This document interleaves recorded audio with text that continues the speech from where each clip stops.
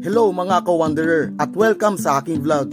Samahan niyo ako sa aking paglalakbay sa iba't ibang panig ng bansa kung saan bawat kalye ay may kwento, bawat sulok ay may lihim at bawat paglubog ng araw ay isang obra maestra. Samahan niyo ako habang tayo ay sumasakay sa isang paglalakbay sa pagtuklas ng mga nakatagong yaman, subukang tikman ang mga lokal na pagkain at yakapin ang kultura na nagbibigay sa lugar na hindi malilimutan. Tara na!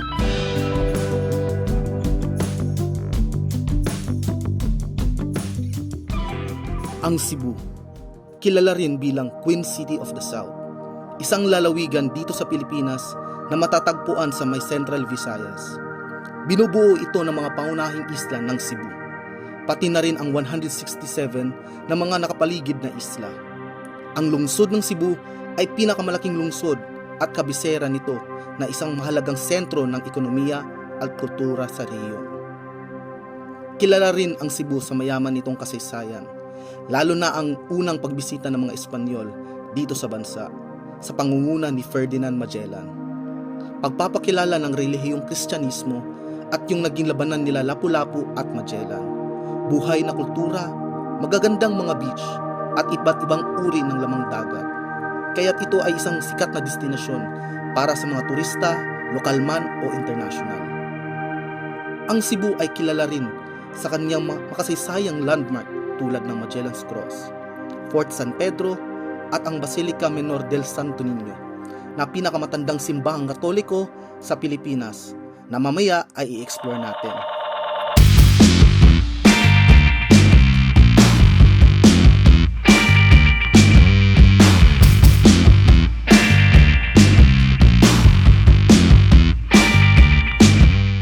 Sikat na destinasyon din ang Cebu para sa pagkain, lalo na sa sikat na lechon baboy, dried mangoes at mga pagkaing dagat.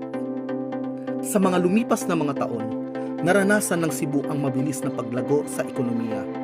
Umuunlad na industriya tulad ng business process outsourcing or BPO, tourism, manufacturing at trade. Ang Mactan Cebu International Airport ay naging pangunahing daan patungo sa lalawigan na nag-uunay dito sa mga destinasyon sa loob at labas ng bansa. Sa kabuuan, ang Cebu ay isang dinamikong lalawigan na nag-aalok ng kombinasyon ng kasaysayan, kultura at magandang atraksyon. Kaya ito ay isang dapat puntahan na destinasyon dito sa Pilipinas. Siyempre, sa pagdating natin sa Cebu, iwan muna natin ang mga bagahe sa ating tinutuluyan at dalhin lang ang mga importanteng bagay, lalo na ang pera.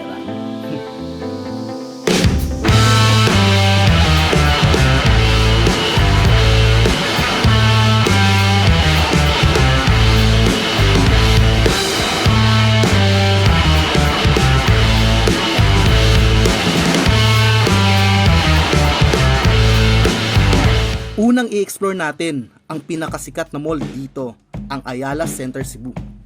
Isa ito dapat sa bucket list mo kapag bibisita ka dito sa Cebu City dahil ito ay isa sa pangunahing destinasyon dito kapag gusto mong magpalamig, mag-relax, kumain, mag-shopping at iba't ibang mga libangan. Maaari kang makahanap dito sa Ayala Center Cebu. It's a place to be in the city, lalo na sa mainit na panahon. Alright, chill muna tayo dito bago mag-road trip sa buong syudad.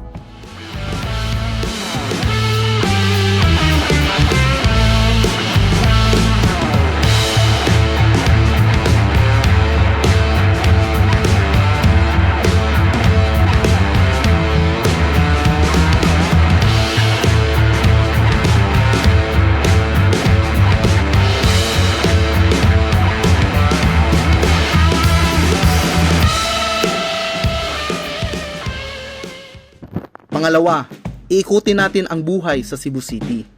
Mag-road trip tayo kasama ang pinakapaborito kong motorcycle service dito sa Cebu, ang Move It.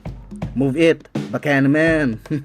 Ikutin naman natin ang syudad ng Cebu at i-explore ang mga yaman ng kasaysayan nila at makita ang mga istruktura na gawa ng dati nating mananakop, ang Espanya, na halos namahala sa bansa ng mahigit 300 taon.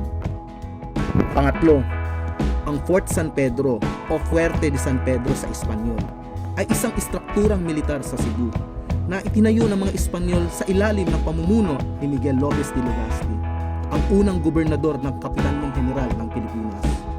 Matatagpuan ito sa lugar na tinatawag ngayong Plaza Independencia sa pier area ng lungsod. Ang orihinal na fort ay gawa sa kahoy at itinayo matapos ang pagdating ni Legazpi at ang kanyang ekspedisyon. Noong maagang ika-17 siglo, isang forting bato ang itinayo upang pigilan ang mananakop na Muslim. Ang istruktura ito ngayon ay petsa mula sa 1738 at ito ang pinakamatandang triangular bastion fort dito sa bansa. Pinagsilbihan ito bilang sentro ng unang Espanyol ng pamayanan sa Pilipinas. Sa panahon ng hibagsikang Pilipino, sa dulo ng ika-19 na siglo, ito ay inatake at nasakop ng mga revolusyonaryong Pilipino na ginamit ito bilang isang tanggulan. Sa kasalukuyan, ito ay isang sikat na atraksyon sa turismo na binibisita ng mga lokal at dayuhan upang ma-enjoy sa makasaysayang mga tanawin at malaman ang yaman ng kasaysayan ng lugar.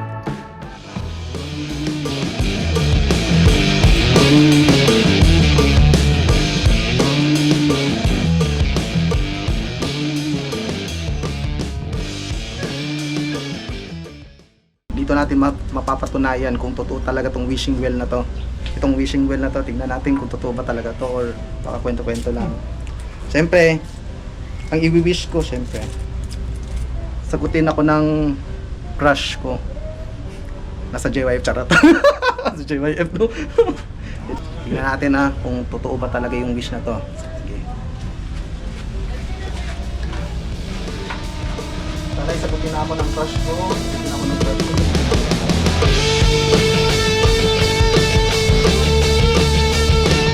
Ay po! Mukhang binalik. Hindi talaga ako sasagutin ng crush ko. Tara, balik na lang tayo. Tara.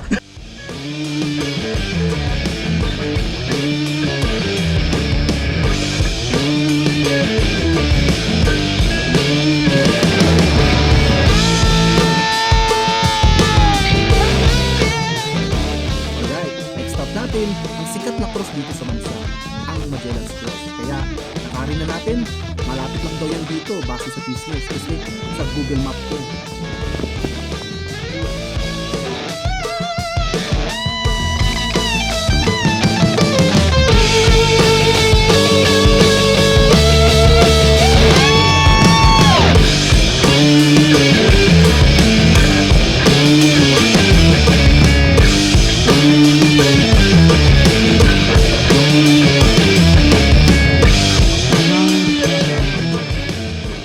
Pang-apat, ang Magellan's Cross. Isa sa pinakatanyag na makasaysayang landmark sa siyudad ng Cebu. Ito ay itinuring na isang simbolo ng unang Kristyanismo sa bansa. Matatagpuan ito sa harap ng Cebu City Hall, malapit sa Basilica Menor del Santo Niño, at ang Magallanes Street ay pinangalanang Magallanes dahil kay Magellan. Noong March 15, 1521, nang dumating si Ferdinand Magellan, isang Portuguese na mandaragat na nagtatrabaho para sa hari ng Espanya, kasama ang kanyang mga tauhan sa Cebu, doon mismo siya ay nagtagpo at naging kaibigan ni Raha Humabon, ang pinuno noon ng Cebu. Napaniwala ni Magellan si Humabon, ang kanyang asawang Reyna Juana at ang kanilang mga mamamayan na tanggapin ang Kristyanismo at binyagan sila bilang Kristiyano.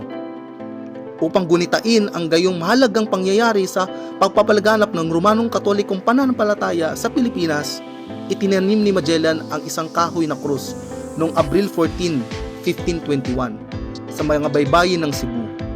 Mula noon, kilala na ito bilang Krus ni Magellan o Magellan's Cross. Ang krus noon, mga panahong yun ay pinaniniwala ang may himala sa paggaling. Kaya nagsimulang kumuha ang mga tao ng mga piraso nito hanggang sa ito ay unti-unting nasira. Ang pamahalaan na may kaalaman sa kaangyayaring ito ay nagtayo ng isang pangkahoy na krus na yari sa tindalo upang balutin ang orihinal na krus at protektahan ito. Gayunpaman, nagkalat ang mga chismis na ang krus na nasa loob ng kahoy na tindalo ay wala kundi isang replika na itinanim ng mga Kastila nung dumating matapos ang kamatayan ni Magellan. Sinasabing ang orihinal na krus ay ninakaw o winasak pagkaraan ng pagpanaw ni Magellan. Ang Cross ni Magellan ay isa sang sikat na destinasyon sa turismo at lugar ng pagpupugay sa kasaysayan ng Pilipinas.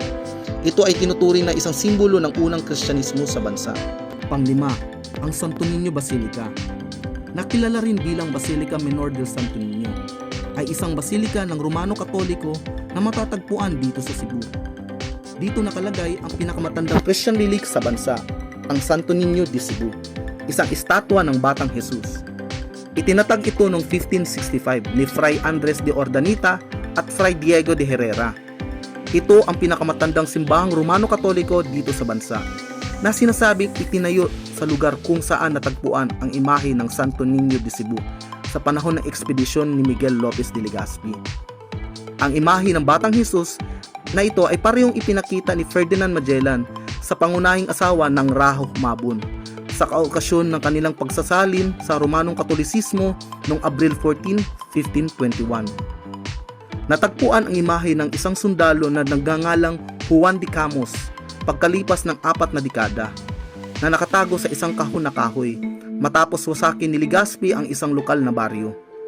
Nang gawing basilika ng Vatican ang simbahan noong 1965, ipinahayag na itong simbolo ng pagsilang at paglaki ng Kristyanismo sa Pilipinas.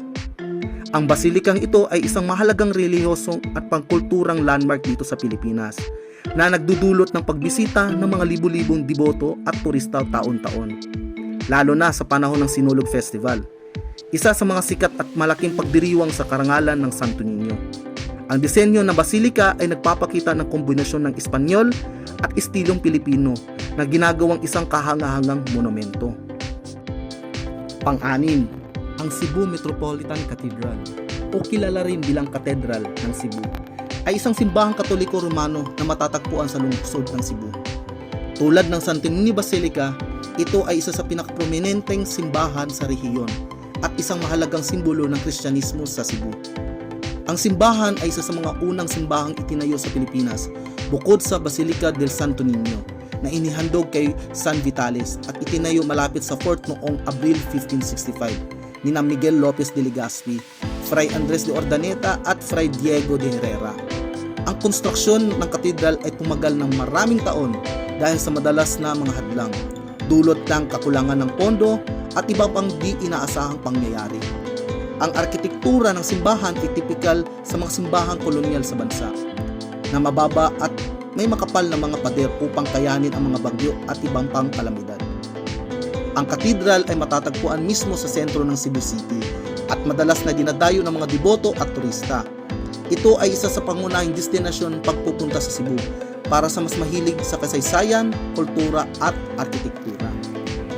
Pang-7, ang Cebu Heritage Park o kilala rin bilang Parian Monument at matatagpuan ito sa tabi ng Cebu Metropolitan Cathedral at malapit sa Basilica Menor del Santo Niño de Cebu, isang lugar sa lungsod ng Cebu na nagpapakita ng mahalagang bahagi ng kasaysayan at kultura ng Cebu. Ito ay likha ng Pilipinong eskultor na si Eduardo Castrillo at ng mga arkitektong sina Heradio Espanyol at Ildefonso Santos. Ito ang sentro ng Parian Park na dating lugar ng simbahan ng San Juan Bautista na winasak noong 1875 ng Diocese ng Cebu.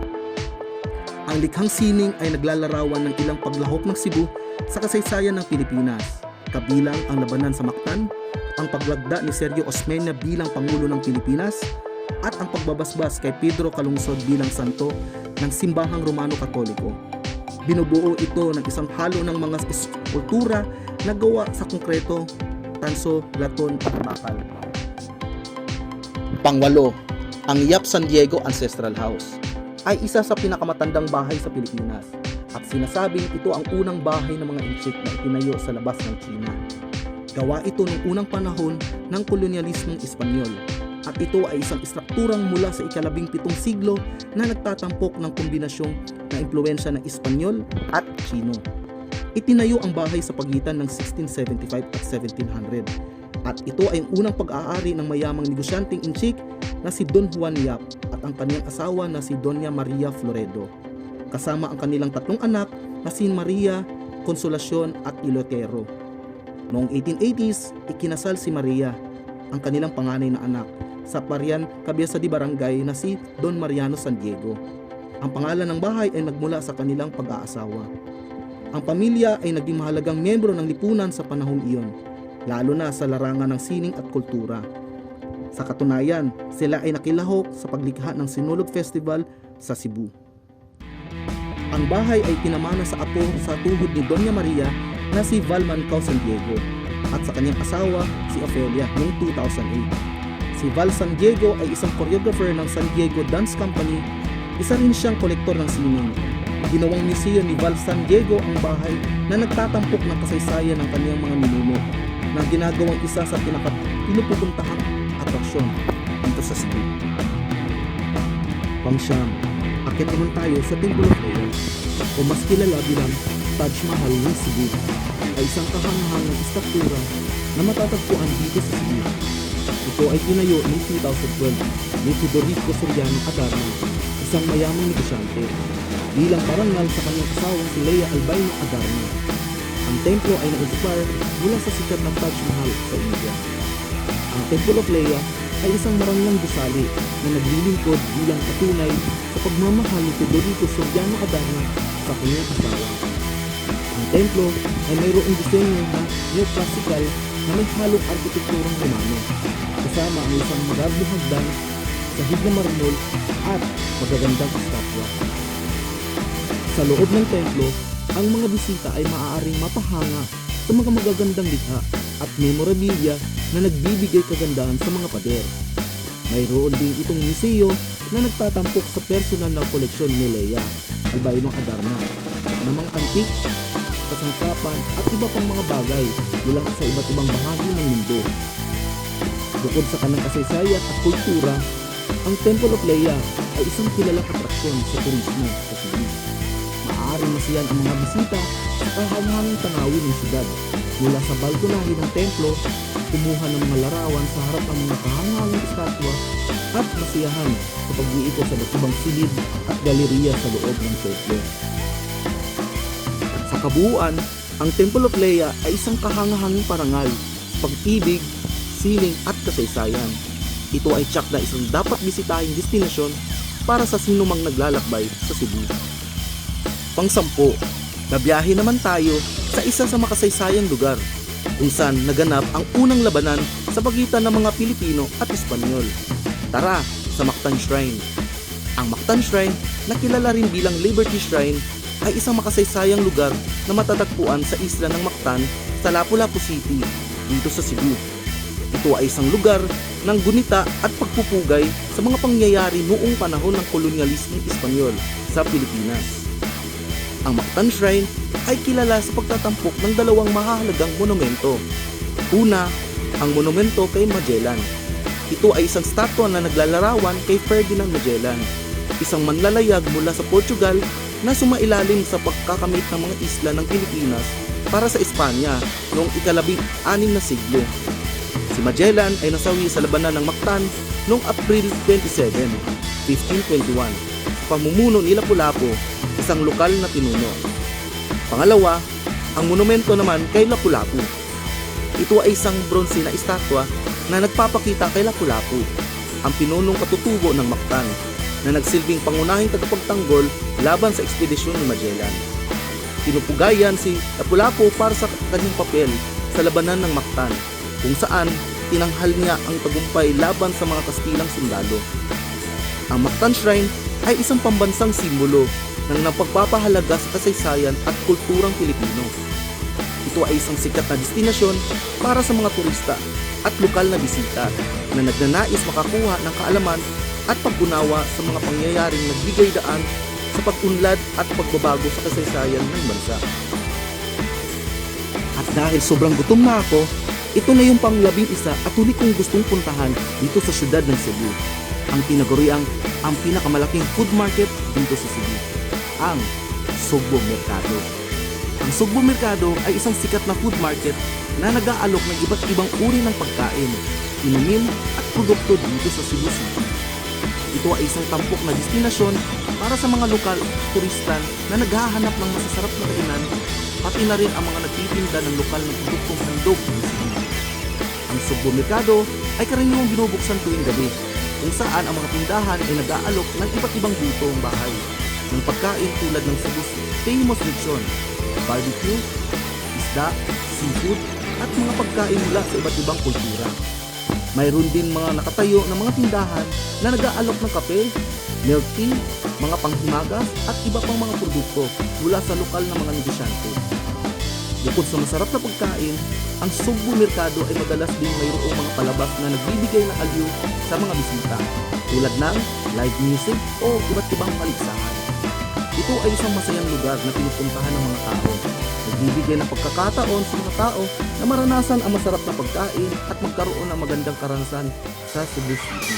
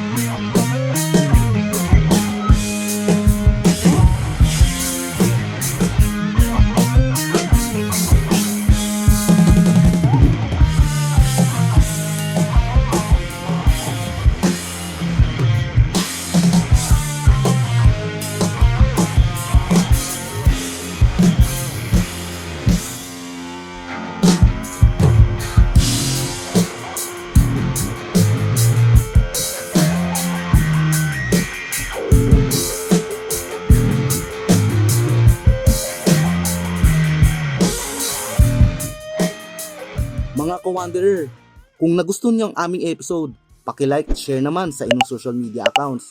At kung may alam pa kayo ng magagandang lugar na hindi namin naikot sa episode na ito, pakilagay naman sa ating comment section at pilitin naming mapuntahan ang lugar na yon. Maraming salamat at abangan ang mga susunod na episodes ng aming vlog. Paalam!